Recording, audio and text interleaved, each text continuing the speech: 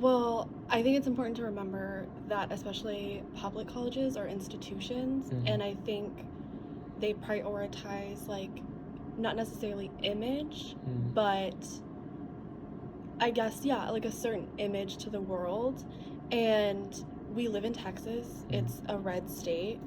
And especially with like certain laws that our generation is unhappy with, Roe v. Wade, Black Lives Matter, there are Mhm. things that are going on that we feel very opinionated about, Mhm. but the funding, the people who it comes from, that generation, isn't necessarily as acceptable about that, especially like trans issues and everything.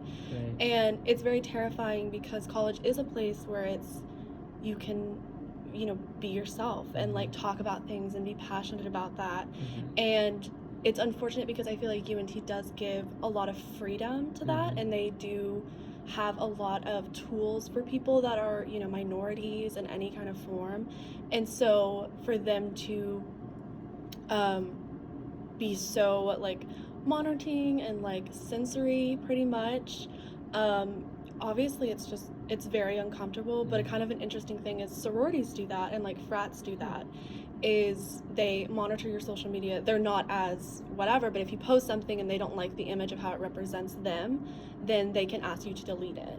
Hmm. I just think I would like to know more about, like, is this something that I signed that I said was okay? Is it like in a terms of agreement or Right. whatever?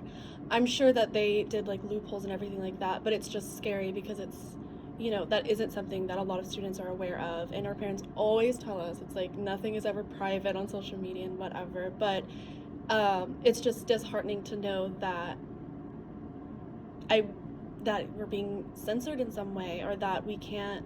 It's not necessarily like about protest and things like that. There aren't necessarily private, but if they're using it to possibly kind of damage control it or Mhm. whatever, because I think any, especially public institution, should be open to critiques from the public and the Right. students that are in there. Mhm. And so it definitely makes me uncomfortable. Um, and I think it's something that needs to be earnestly talked about. Like, if that Mhm. is something they're doing, I would like to know why.